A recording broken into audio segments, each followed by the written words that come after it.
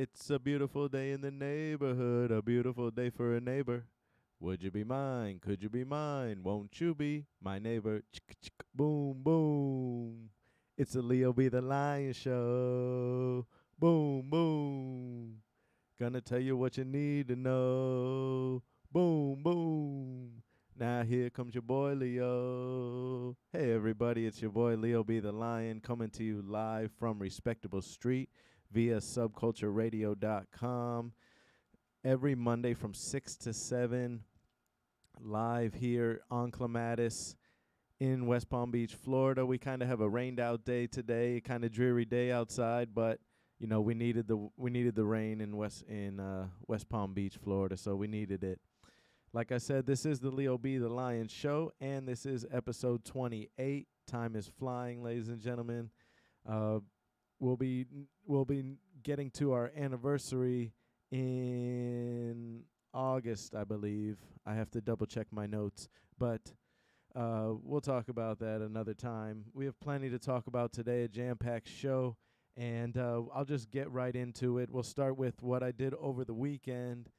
Leo Be the Lion. It was a busy weekend for me and for my family. We went to, on Friday night, I just want to give a shout out to a couple local places. On Friday night, I went to Park Avenue Barbecue. It's a little barbecue spot that started in Lake Park, and now they have about 10 locations, and they've been around since the late 80s. And I had the catfish, and that's something I never really had tried at Park Avenue Barbecue before. I'm like a rib guy. I like the rack of ribs, or and they have good French fries there. But yeah, so I'd had the catfish, and it was three nicely fried catfish and French fries and stuff. And me and my son went there. And then on Saturday, celebrated a family birthday, and we went out to Yard House. And Yard House, as always, did us right. I got the queso dip. I thought the queso dip was going to be like a little bowl of queso, but it was like a chunk, a whole like skillet of queso. And so that was fun, and that was good. I shared that with the table. And then on Easter Sunday, I just spent the Sunday with family, and it was good to be with family after being in Colombia, and I'll get to the Colombia trip shortly, but spend the morning doing an Easter egg hunt. Some lady was nice enough, one of my neighbors in my neighborhood was nice enough to put on an Easter egg hunt for all the kids in the neighborhood, so we did that at the little playground area.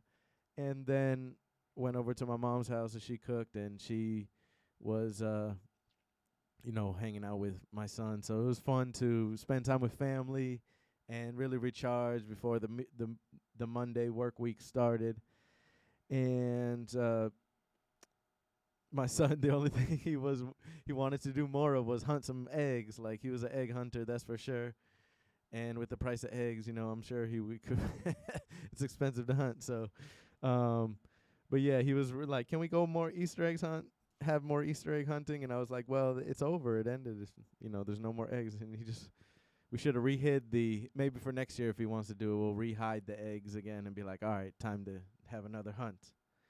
But yes, I did just get back last week from my trip to Colombia. That's why there was no show last week, no live show. This is the Leo Be the Lion show coming to you live on here at Respectable Street on subcultureradio.com. If you can't catch me at subcultureradio.com live from 6 to 7 every Monday, you can see my recorded shows on YouTube, on my YouTube channel, which is Leo Be the Lion Show, and follow me at IG at Leo Be the Lion Show as well. I love to connect. If you have any comments or feedback, or if you like a certain segment, let me know, and I'll definitely reach out to you and get out to you. So I just got back from Colombia, and my girlfriend and I, we had such a good time. We had a great time for 5 days. We were there Friday to a Tuesday, and it was basically an unforgettable trip. We went to the capital city of Colombia. It's called Bogotá. And in Bogotá, they have many attractions to see in the city. Everybody, when they think of Colombia, a lot of people think of Cartagena, they think of Medellin, or Cali, but we went to Bogota because that's where my family is from. So we went there and we had a great time. We spent about, I'd say, about 60% with the family and about 40% doing touristy things, taking my girlfriend around. I wanted to show her the city and show her the outskirts and the countryside that's around the city, because there's a lot of history, a lot of attractions, and a lot of authentic culinary, a lot of food, and a lot of good treats that you can have along the way. So we went to three main places, three tourist attractions in Bogota that I highly recommend if you go there. That is the salt mine of Zipaquirá, and in a town called Zipaquirá, they're on the outskirts of that town, about an hour northwest of Bogota. They have a salt mine that they carved out, and they made a cathedral in it, and they also made other attractions in it, but it's just immense. At one point, you're 200 meters underground, and you don't even feel like it because it's so cool, and they have the way that they have the air shaft set up out of the salt mine. You can really get a good, you really can breathe fine and everything, and there's no danger of some like a collapse or anything like that, because everything that's carved out is protected, and you can actually see the salt. There's some salt veins that come through still on the hallways of the mine. And if on the tour guide, they actually tell you if you want to touch it and lick it, don't lick it, but like touch it with your finger and then lick your finger, and you'll taste salty because that's legit raw salt. And they said that about 95% of the salt that gets mined is for like industrial uses, for melting snow, or for chemical uses, industrial uses that are for salt that's non-edible, and only about 5% of the salt that gets mined actually makes it to like a dinner table or is used in food. And I thought that was pretty interesting, something that I took away. And it was pretty cool because we had a little coffee at the bottom, just chilling in the mine, just having some coffee, and it was fun. And then we were going to get some lunch after that. Then the next attraction that I recommend when you go, or if you go to Bogotá, Colombia, which is the capital city, they basically say that for the amount of culture, for the amount of arts, for the amount of nightlife that Bogota has, that it rivals like the Athens of South America, they say. So the next place I want to recommend is Monserrate. It's basically a church on top of a mountain, and then next to the church they have tons of shops, tons of handmade goods, tons of things that you might not be able to get in the United States. For instance, they have handmade bags there that are, some are leather, some are cloth, that are basically handmade by the local artisans there in Colombia. And they also have Cuban cigars. They also have coca tea. And we were able to, try some of that because it's cool that they have that there, and it's for all affordable prices. Let me just give you an example where if you were to buy a bag that was handmade that they sell at next to Monserrate, you could probably get that bag for about $15 American dollars. But if you buy that maybe at a store somewhere that they've sold, it's probably, triple the price. And that's the cool part about going to Monserrate. But another cool part is that you have two choices way to get up and down off the mountain. You can climb it. You can basically hike the mountain by foot, which is about an hour and a half hike, about 2,300 meters. So, and I'm talking about that for a reason. I'll get back to that in a moment. Or you could take a cable car that takes you all the way up, which takes about like 10 minutes to get up, or maybe about 5 minutes to get all the way up. And so normally, every time that I've been to Colombia, been to Bogota, which has been about like 7 times in my life, we've always taken the cable car. Well, my cousin Miguel was like, yeah, let's just climb Monserrate by foot, subimos a pie, as they say. And I was like, are you serious, Miguel? Like, you really want to climb this? And he's like, yeah, no problem. And so I said, how long did it take again? He's like, an hour and a half. And I'm like, okay, it's hiking, right? And so me thinking, okay, I should be used to the altitude after being there for a couple days. And like, I'm a Florida boy. Like have, I was born in Florida, born and raised in Florida. So I'm used to sea level. And so Bogota is already about 4,500 meters above sea level in the first place. And then Monserrate is another 2,300 meters above that. So as you can imagine, we started out fine. Like, I took a picture, like, with my thumbs up, like, everything's going to work out. We got to the first little checkpoint, and it was like, no, everything's not going to work out, ladies and gentlemen. Leo is going to be exhausted at the end of this. So then we walked along, and by the time we got all the way up to the top, I was like ready to I had some words from my cousin. I was like, Miguel, never again, man. I'm not taking this suggestion to walk up this Monserrate, walk up the side of a mountain, because literally there was only like at each checkpoint, like, it got flat for like 50 feet, and then you basically you could sit there and rest. But there was people resting all along the route, and I rested almost, like, I want to say about every 5 minutes, because it was that hard to catch your breath. Literally, like, steps are different sizes. You got to be careful because it was kind of drizzly, like it is today in West Palm Beach. It was kind of drizzly, and so the rocks are it's like almost like a cobblestone / rock steps. So you got to be careful when you're walking so you don't slip and bust yourself. So, but when you get to the top, it's like, dang, it was all worth it to get to the top. It was just because the pictures that you can get at the top of Monserrate, you can see the whole entire city of Bogotá. You can make out other mountaintops. You can like see where you're staying, almost like where you're at. And it's just really interesting to be at the mountaintop, especially after you did your penance and you walked all the way up without, giving up. It's a good feeling when you reach to the mountaintop and you can have that sense of accomplishment and at the same time enjoy the view and partake in the wares or the food that they have there. It's pretty interesting. That's another spot that I definitely recommend in Bogotá.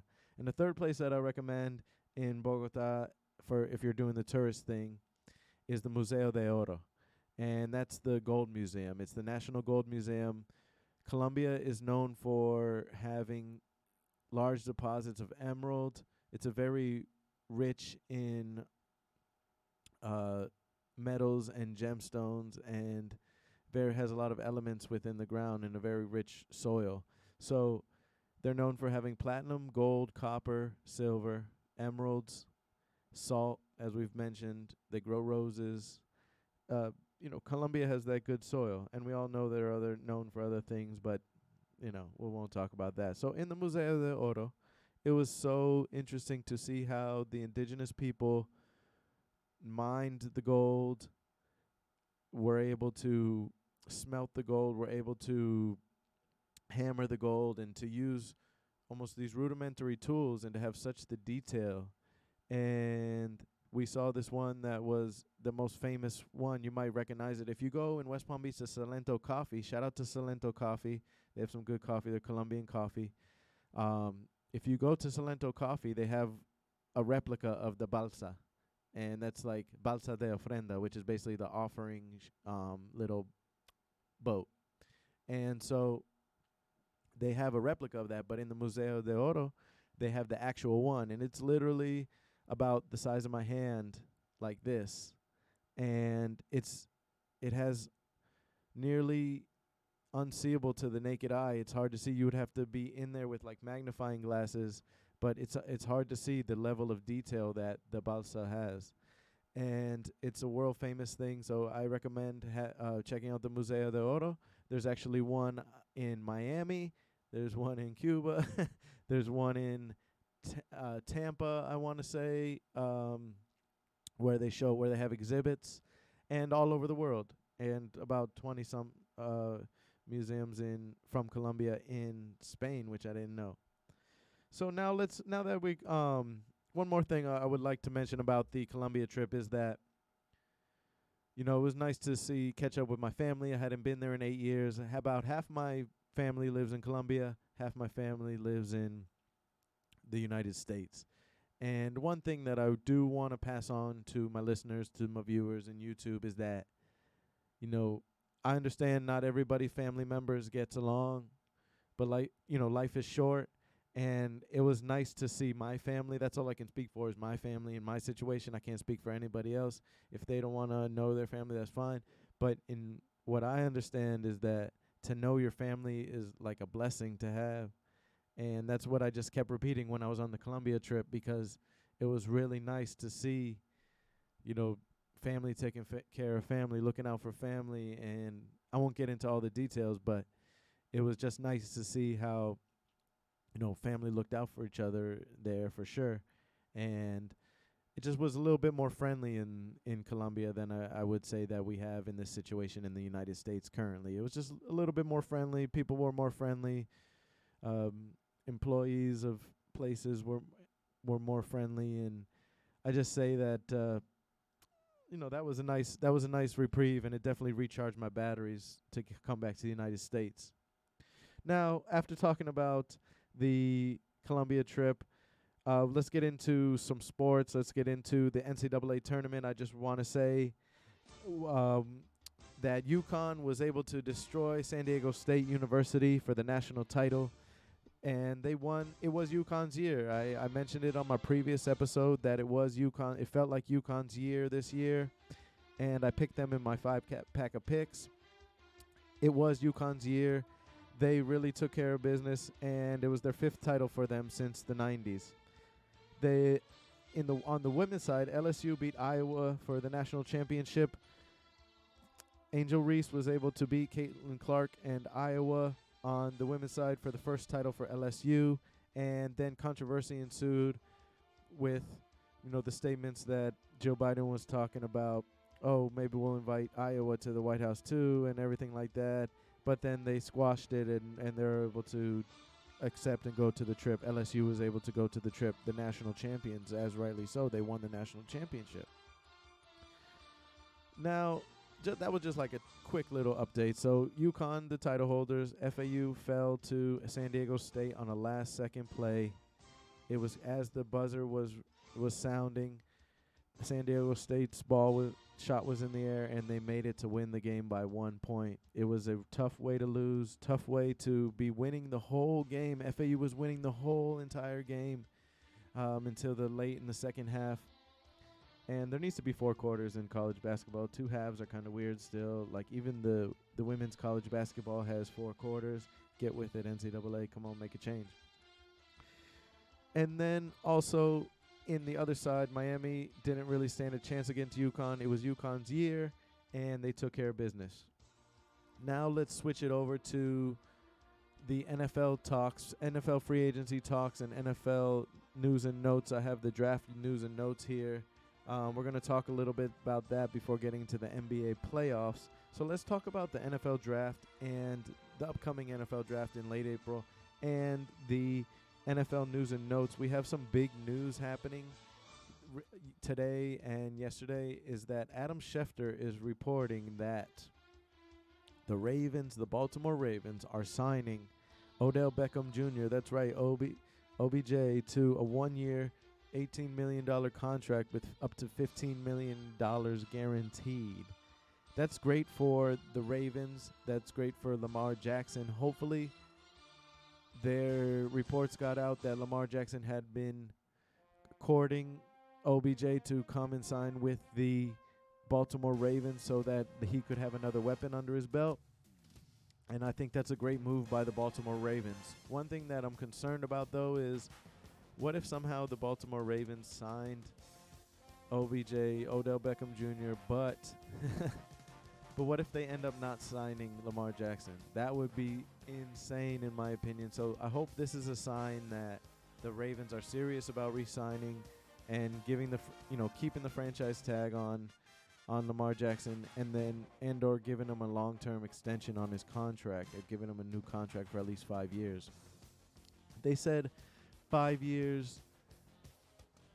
They were talking about 5 years, 220. I'm talking about what if the Ravens could give Lamar Jackson 5 years, 280.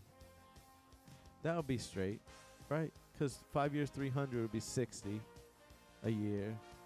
5 years, 280 would be 50. Take 4 off that each, or take 4 off that. So that would be bum bum bum. Yeah, that'd be about like 26 a year. So that'd be straight. But who knows what they're looking for and the contract details. So the Ravens signed OBJ to a 1-year deal, $15 million guaranteed. He could get up to $18 million with incentives and everything like that. So good signing by the Ravens. Now they have Rashard Bateman, J.K. Dobbins, and OBJ.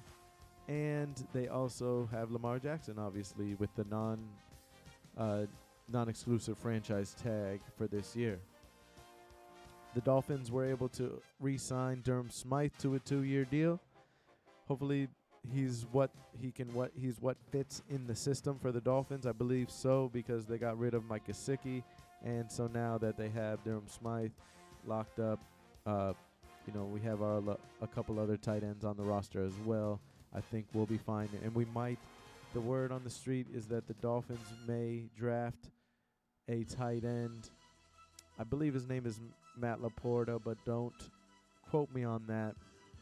Might draft a tight end to replace, almost like a blocking tight end, almost like almost like a primarily blocking guy, like he won't be a receiving tight end. So then some shocking news that came out of Dolphins country. Came out of the Miami Dolphins, and I can't remember which reporter reported on this, so I apologize for not giving credit, but the reporter said that, and Tyreek Hill said in the press conference that he is going to play his contract out, and then he's going to retire, which is in about 3 years. And he wants to play a full 10 years in the league, and then he wants to be out. And what was shocking about that is that it kind of was like it could put the pressure on the Dolphins to really have a winning squad in these next few years, because if we lose Tyreek and we don't win a championship with Tyreek Hill, that would be tough, especially since how loaded the Dolphins roster is right now. Now let's get to the mock draft.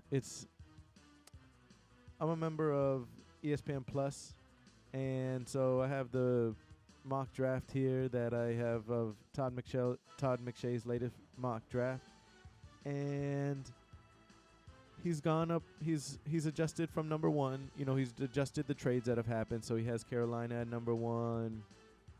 He does project more trades, but I do think Carolina at 1 is probably going to stay because they want to be able to draft a quarterback. So let's take a look at what Todd McShay had on his draft prospect for the top 12 picks. I think I printed out the top 12 picks.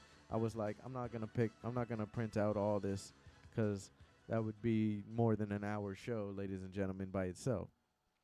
So this is the Leo B. the Lion show, coming to you live via subcultureradio.com. You go on subcultureradio.com and you click on the radio link, and you'll be able to listen to me live on Mondays from 6 to 7 p.m. This is the Leo B. the Lion Show. Follow me on YouTube and IG at Leo B. the Lion Show. And feel free to comment or share my videos. I love to interact and debate about these sports topics, or let me know what you did over the weekend, or what you think about the upcoming NBA playoffs when I get to talk to them, because I'm giving you my full predictions this show, ladies and gentlemen, on who I think is going to win, who's going to make it to the NBA Finals, and who is going to win the NBA Finals, and hoist the Larry O'Brien Trophy when it's all said and done. So first, let's go through these picks. McShay has C.J. Stroud out of Ohio State as the number 1 pick for the Carolina Panthers. Yeah, he says, quote, "We know the Panthers are drafting a quarterback. They're really longing," and unquote, "they're really longing for a long-term fix at the quarterback position. I thought maybe they could make a trade for a Lamar Jackson, and get that deal done and be able to give up their picks.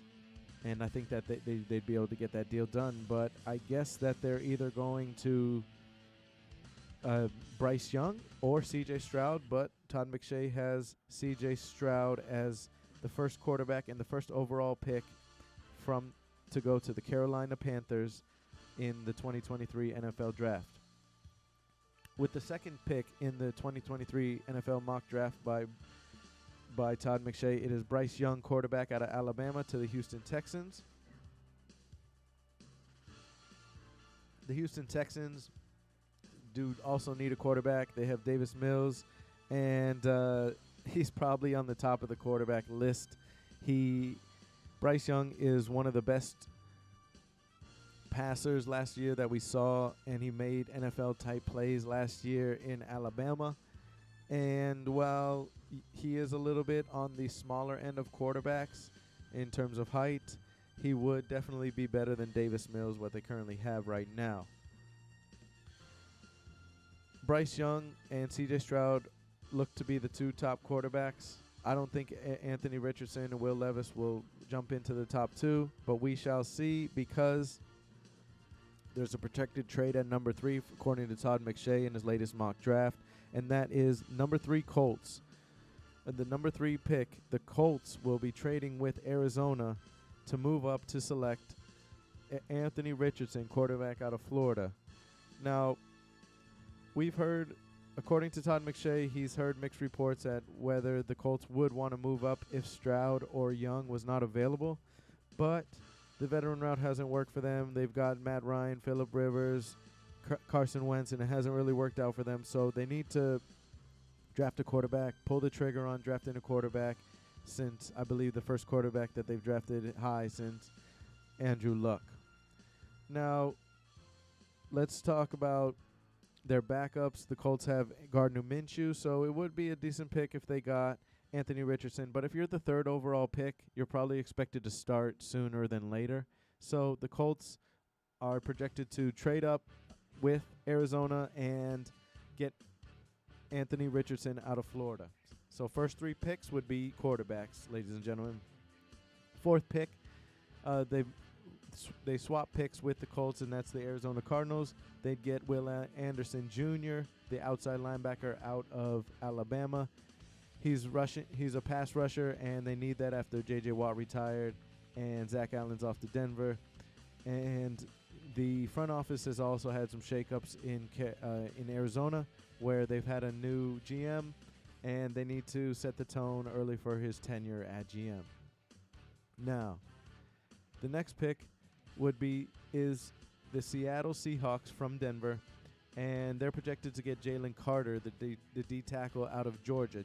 Jalen Carter is a man against boys at this point. He is projected to be almost a surefire thing, and we know that Pete Carroll likes defense.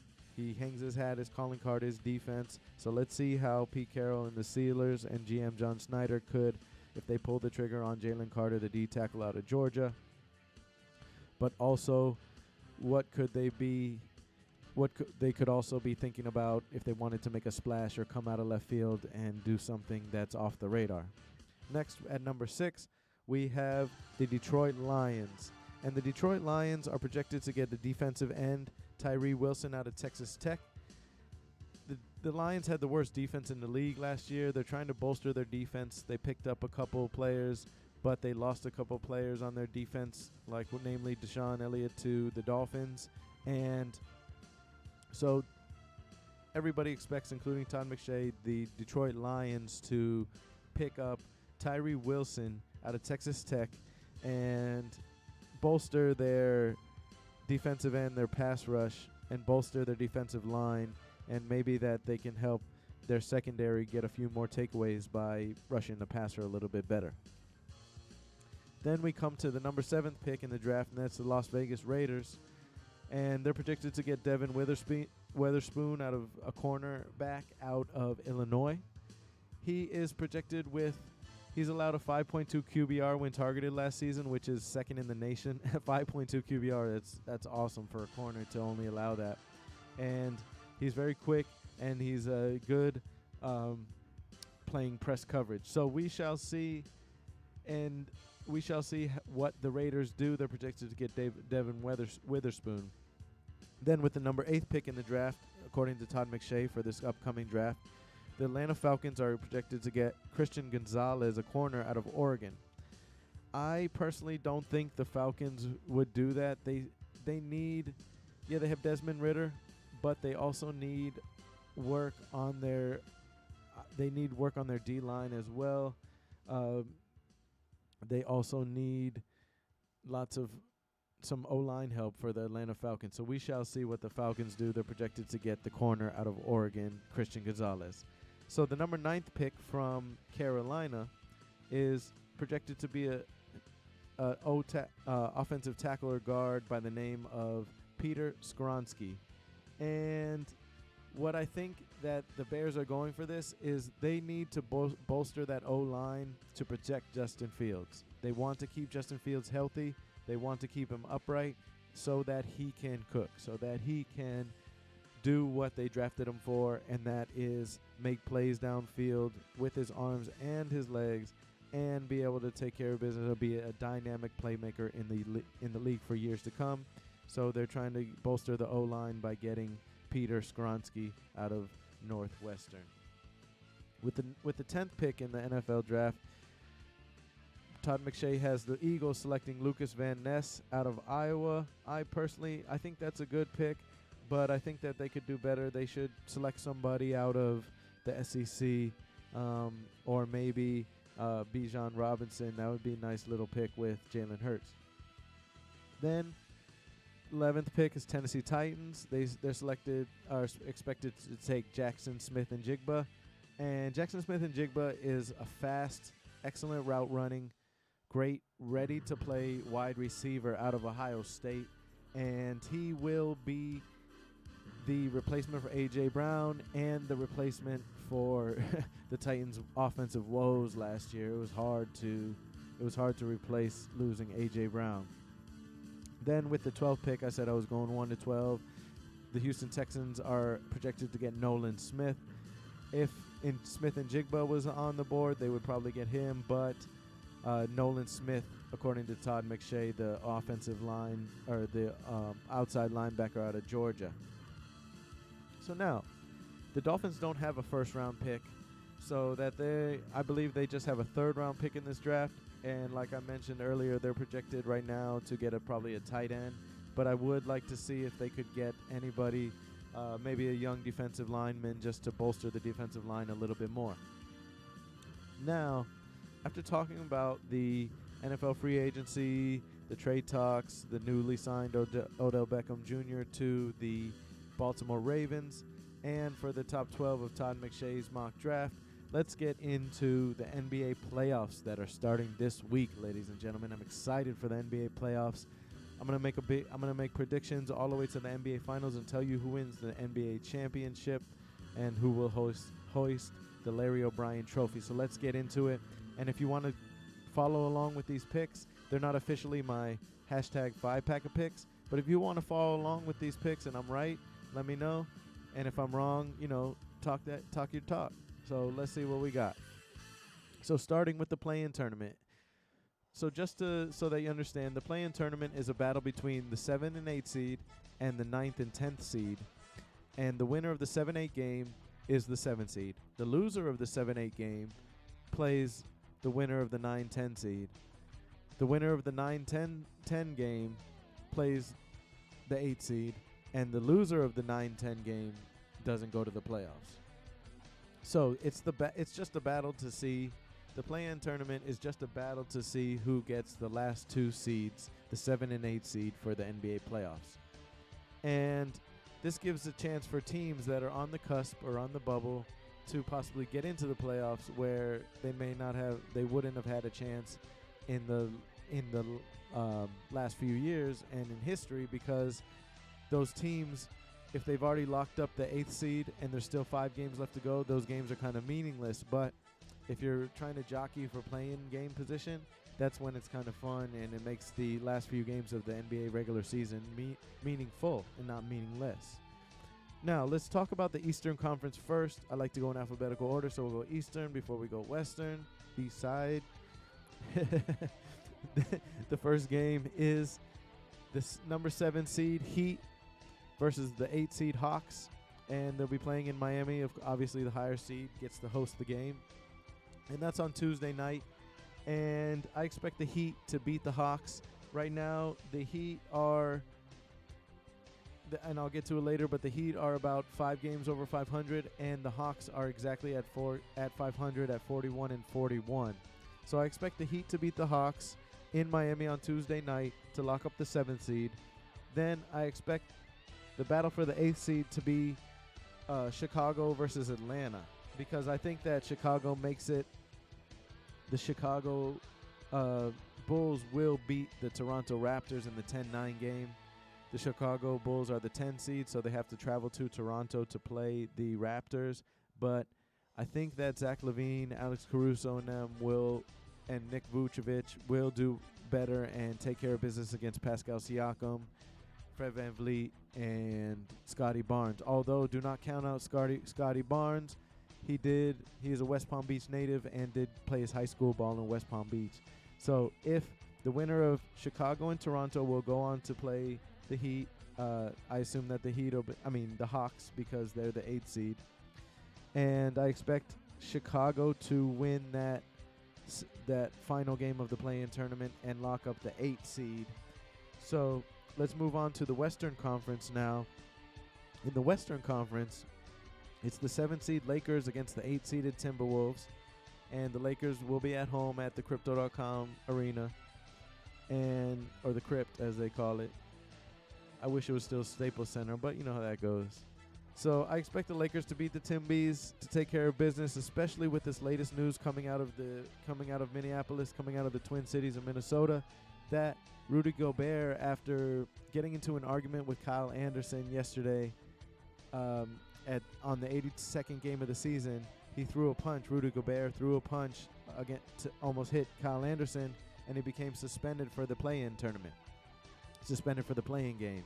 He's going to join the team after that, but it was dumb that Rudy Gobert, when he's an anchor on defense, it was dumb that he would throw a punch at his teammate, especially after, bro, you were talking trash and you couldn't talk trash back. You couldn't take the trash talk back. So Rudy Gobert will be suspended by the team for that game, so I expect the Lakers to win. The Lakers right now are playing the type of basketball that they want to be playing. LeBron is back. He is looking fresh as daisies. He is looking svelte, ready to play, ready to go on the playoff run. I expect the 8th seed. I expect the Timbies, and then OKC is playing the Pelicans for the 9-10 matchup, and I expect the Pelicans to beat OKC on the strength of Brandon Ingram and CJ McCollum nullifying Shai Gilgeous-Alexander, and I believe Steven Adams is not playing for OKC. So give me the Timbies and the Pelicans to play for the 8th seed, and the Timberwolves end up winning that. They'll rally. They beat the Pelicans yesterday.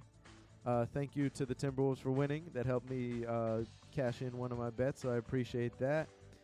And then let's go to the playoff predictions. So let me run down the seeds really quick. The playoff predictions for the NBA are as follows. Right now, the seeds are locked, except for the 7 and 8, so keep that in mind. I'm just plugging in the 7 and 8 seed for the NBA playoffs with my predictions, who's going to win the play-in tournament. So in the Eastern Conference, it's the Bucks, number 1, number 2, Celtics, number 3, Sixers, number 4, Cavs, number 5, Knicks, number 6, Nets, number 7, Heat, and number 8, Chicago. And in the Western Conference, we have the number 1 seed, Nuggets, the number 2 seed, Grizzlies, the number 3 seed, surprising team of the year, the Sacramento Kings, the number 4 seed, who nobody wants to play right now, the Suns, the number 5 seed, the Clippers, the number 6 seed, the Warriors, who are dangerous, as well as a 6 seed, the number 7 seed, the Los Angeles Lakers. They are dangerous. I think they're back. Showtime's back, ladies and gentlemen. And then the 8-seeded Timberwolves. So let's look at the first round matchups in the NBA that I predict that are going to happen starting Friday, I believe, on the NBA, and you can catch most of the games on TNT, I believe, and some on ESPN. I'm not sure. But in the Eastern Conference, the first round matchups shake up like this. Number 1, Bucks plays the winner of the 8 seed, so I'm going to say that's Chicago. Number 2 versus the 7 seed, which is the winner of this 7-8 matchup, and that's the Heat. Number 3, Sixers are playing the 6-seeded Nets, and the number 4 seeded Cavs are playing in the 4-5 matchup the New York Knicks. I like this because in this first matchup, I really think there's not going to be a lot of upsets, but give me the Bucks to beat Chicago in the series, the Celtics to take care of business of the Heat in probably 6 or 7. The Heat are going to be a tough out, but the Celtics are just loaded this year and they're healthy this year, so that's going to be the big difference. Marcus Smart is back, full strength, everything. Then Sixers versus Nets. They'll possibly have the MVP and Embiid on the team, so give me the Sixers to beat the Nets. The Nets lost Kyrie Irving and KD, so the Mikal Bridges and can only do so much, so give me the Sixers in the 3 seed. Then the 4-5 matchup, I like Donovan Mitchell. He's probably going to go off for about a 50-point game or two in the playoffs, but I kind of just want to pick the New York Knicks. I really think the Knicks are going to show up in the playoffs with Tom Thibodeau, and they're going to be playing defense. Julius Randle, Jalen Brunson, and them. Shout out to my friend Ben. He's a big Knicks fan, and my friend John. He's a big Knicks fan. Shout out to them. The Knicks might upset the 4 seed and move on, and I think that they will. In the Western Conference, we have the Nuggets versus the Pelicans, and these, keep in mind, this is my play-in tournament prediction, so when I say the 8 seed or the 7 seed, that's just who I think is going to win. It hasn't happened yet. Nuggets versus Pelicans, 2 Grizzlies versus the number 7 seed Lakers, 3 seeded Kings versus the 6 seed Warriors, the 4 seeded Suns versus the 5th seeded Clippers. Now, out of this one, I really think it's going to be, and I believe that the Nuggets are going to take care of business against the Pelicans because Jamal Murray is there, healthy this year for the Nuggets. And, of course, you have Mr. Do everything on offense, Nikola Jokic. Then you have the Grizzlies versus the Lakers. This is the one where I just hate to say it, but I think that the Grizzlies are going to fall off like a Big Mac topping, and the Lakers are coming on strong. Yesterday, LeBron made 8 threes and had 36 points. He's on track to really revitalize his narrative about his career. If LeBron somehow makes it to the NBA Finals as a 37-year-old, about to be 37-year-old, and also he does it with Anthony Davis and the players that they picked up recently, that would be a great accomplishment. But so I have the Lakers beating the Grizzlies, the Nuggets beating the Pelicans, the Warriors not having the home court advantage, but the Warriors taking care of business against the Kings. Yeah, the Kings can score 140 points a game, but the Warriors are the defending champs, and they're the Warriors, and until you knock out the Warriors, they're going to be deadly in the playoffs, especially if they're healthy in the playoffs. Then the Suns versus the Clippers. Yeah, the Clippers just beat the Suns last night, but there was no Devin Booker, no Chris Paul, no DeAndre Ayton. So, and I don't think KD played in the game. So, give me the Suns to beat the Clippers in about 5 games because PG-13 isn't playing. Paul George is not playing for the Clippers as well. So give me the Suns to take care of business in the first round against the Clippers. That moves us to our Eastern Conference semifinals. And in the Eastern Conference semifinals, it was the Bucks. I have the Bucks versus the Sixers and the Celtics versus the Knicks. Now, I'm just realizing that it would probably be the Sixers. It would probably be, I'm not sure how the playoff bracket shakes up, but let's just say the Bucks versus Sixers, because it probably is a second-round matchup, the Celtics-Sixers. But regardless, I have the Celtics and have the Bucks moving on for next 2. So I have Celtics versus Knicks. Celtics win that. Bucks versus Sixers. Bucks win that. And setting up a Bucks versus Celtics Eastern Conference Finals. In the Western Conference semis, I have the Nuggets versus the Lakers. and the Suns versus the Warriors. In this situation, I've had the Nuggets facing the lowest seed, and the Warriors, the Suns facing the remaining seed. And so the Nuggets versus the Lakers is interesting because I don't think the Nuggets are for real on defense. Yeah, Nikola Jokic, he's a joker. He does a good job of playing offense and averaging almost a triple-double as a center, which is awesome. But give me the Lakers to upset the Nuggets, upset the 1 seed in the Nuggets in the Western Conference semifinals, and the Lakers move on as a 7 seed to the Western Conference finals. Then in the other matchup for the Western Conference semis, I have the number 4 Suns playing the number 6 Warriors. And this time, ladies and gentlemen, the Suns move past the Warriors to get to the conference finals. The reason why I say this is since the Suns have gotten KD and the Suns have played with Devin Booker, Chris Paul, KD, and DeAndre Ayton, they're undefeated at 9-0. I think they're just getting together. It's basically a super team at this point. When the Suns were going to be competitive in the league without KD, once you plug KD in, it's like they're the Warriors all over again when KD was on the Warriors. So give me the Suns to advance to the Western Conference Finals. Then in the conference finals, I have a matchup of the top 2 seeds in the East, which are the Bucks versus the Celtics. And I personally think that although I would like to see Brown and Tatum in the finals again, I think it's going to be the Bucks are back into the finals after a hiatus last year. I think the Bucks will be in the NBA Finals and taking on the winner of the Western Conference Finals, which is going to be the Lakers and the Suns. And I think it's going to be a matchup that we had a few years ago with the Bucks versus the Suns in the NBA Finals. But this time, since the Suns have KD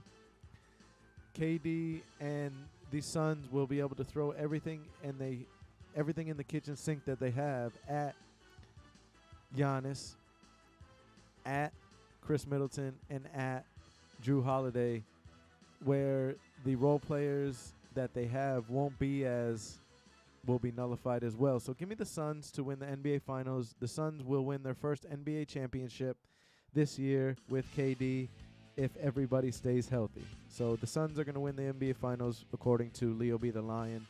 This is the Leo B. the Lion show coming at you live from Respectable Street here on Clematis in beautiful West Palm Beach, Florida. It's a little bit of a dreary day right now. I'm here every Monday, 6 to 7 p.m., and I record live, and then I post the videos up on YouTube. So you can watch me on YouTube at Leo B. the Lion Show or follow me on IG at Leo B. the Lion Show. I want to just give you a quick set of 5-pack of picks for this upcoming week for the play-in tournament and for a couple baseball games. Last week, my 5-pack of picks, I was in Colombia, so I couldn't give you another set. But last week, I went 3-2 on my latest picks, which moved my record to 59, 43, and 2. And I was wrong about FAU. I was right about UConn versus Miami. I had the Sixers beating the Mavs. I had the Heat beating New York, but the Heat lost, so I moved to 2-2. And then the Lakers beat the Bulls in Chicago, so that moved me to 3-2. Brought my record to 62, 45, and 2. 17 games over 500. If you need some betting tips or want to just have fun, follow my picks. Check out Leo B. the Lion Show on YouTube. I make picks every week. Hashtag 5-pack of picks. So now let's give you these 5 picks to end the show. First, we have the Hawks at 41-41 against the Heat. At the Heat on Tuesday night at 7:30 for the first play-in game. The Heat are 44-38. Give me the Heat to take this to lock up the 7 seed. The Hawks are dangerous now that they have Dejounte Murray and Trae Young at full strength. But I expect the Heat to be ready and prepared to win and take care of business at home at the Miami-Dade Arena. And Jimmy Buckets is, in the Heat will be clutch and lock up the 7 seed. It's an old rivalry for playoff positioning, and I think the Heat will take care of business. Now, my next pick in my hashtag 5-pack of picks is the Timberwolves at the Lakers on Tuesday at 10 p.m. Give me the Lakers. Like I mentioned, I have the Lakers getting to the Western Conference Finals. LeBron and the Lakers lock up the 7 seed with this win. LeBron is in rare form in his 20th season. He's locked in, ready to go for the playoffs. This play-in game, the Lakers might win by like 35 points. I'm not even kidding. Like, the Lakers are going to be locked in. If they stay healthy, knock on wood, if Anthony Davis stays healthy and the Lakers stay healthy, they're going to be a dangerous out in the postseason. LeBron, he had 36 points yesterday and made 8 3-pointers. The team was down 4. They were playing yesterday, and LeBron, from about 37, almost 40 feet out, he just pulled up for 3 to ice the game. He had ice waters in his veins. You could almost have like full conversations about what you were going to do after the game, how long the ball was in the air. That's how far of a shot LeBron took and iced the game to get his team into the play-in tournament. Like I said, give me the Lakers versus the Timberwolves on Tuesday at 10 p.m. Then, next pick, I have the Thunder at the Pelicans. Give me the Pelicans winning without Zion because of Brandon Ingram and C.J. McCollum. They're a good 1-2 punch without Zion. And the Thunder are young and scrappy, but the Pelicans are young and scrappy-er, and they'll be able to take care of business. They're really mad about giving up that lead late to the Timberwolves yesterday in the 82nd game. They'll come back and try to lock up or try to play for the 8th seed. Then this Wednesday, the 4th pick in my hashtag 5-pack of picks is the Braves are playing the Reds. Give me the Braves because baseball season just started, and the Braves are poised to get back to the playoffs, get back to the championship level that they are accustomed to, and the Reds are a typically perennially underperforming team so far, and they so far have shown that. Then also on Wednesday, the Yankees are playing the Cleveland Guardians. Give me the Yankees to win. Right now, Aaron Judge is batting about .364. He has 7 home runs and a ton of RBIs, and he's raking. He's on fire. The pitching has been great. Garrett Cole is 2-0. Give me the Yankees to beat the Cleveland Guardians on Wednesday. So my hashtag 5-pack of picks for this week are the Heat, the Lakers, the Pelicans, the Braves, and the Yankees. And keep in mind now, I'm 62, 45, and 2, 17 games over 500. So you want to take a look at these picks. One more thing I want to mention before I sign off, is that Boca Raton, the city of Boca Raton, is holding a celebration this Wednesday on April 12th to celebrate FAU basketball making it to the Final Four at Meisner Park Amphitheater, and it starts at 5. It's free to attend, and the team will be receiving the key to the city. FAU just signed Dusty May, the head basketball coach, to a 10-year extension. Congratulations, Dusty May. And if you're looking out for crypto, look out because Bitcoin just crossed over 29,000, and the top 3 cryptos are up today: Litecoin, Ethereum, and Bitcoin. And just look out for those snake oil salesmen telling you that Bitcoin's going to reach 100,000 by the end of the year. They say that every time it starts having a bull run, so just watch out for that. You know, only invest in what you can afford to lose, ladies and gentlemen. This has been the Leo B. the Lion Show with your host, Leo B. And I'm happy to bring it to you every Monday from 6 to 7 p.m. here at Respectable Street. You can listen to me live on subcultureradio.com via the Listen Live link. And if you can't catch me live, you can go to my YouTube channel at Leo B. the Lion Show, and I'd be happy to debate with you or respond to you if you have any comments or want to share. Thank you so much for listening, and this is Leo B. the Lion signing off.